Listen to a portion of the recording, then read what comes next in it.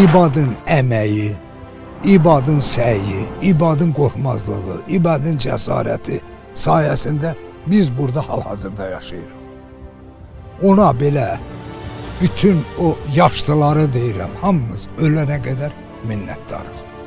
Elə cəsur oğlanlar tarix tək-tək yetişdilər. Sonuncu əməliyyatdan geri dönərkən İbad və kəşfiyyatçısı Akif Sultanov minaya düşdü.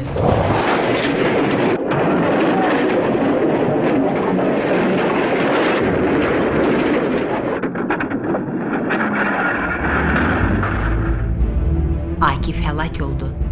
Akif sürücü bura şəhid oldu. Onun müəyyən qalıntıları, qırıqları burada bastırılıb bir abidə gəldi.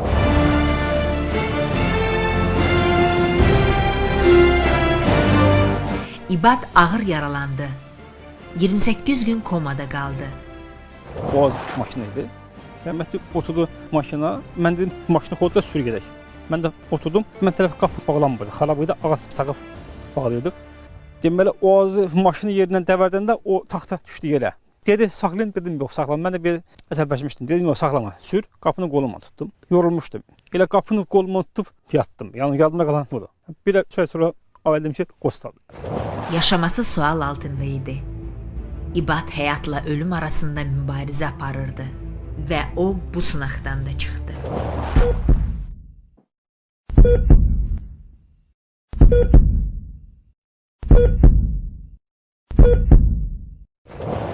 İbad Hüseynli bir qəhrəmandır.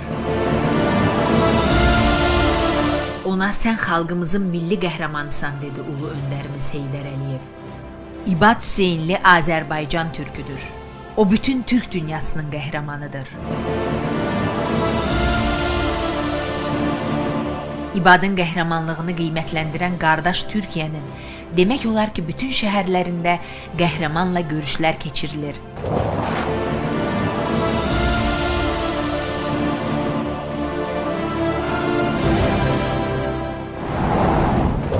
Azərbaycanı azadlığa gətirən oğullar sırasındadır İbad Hüseynli.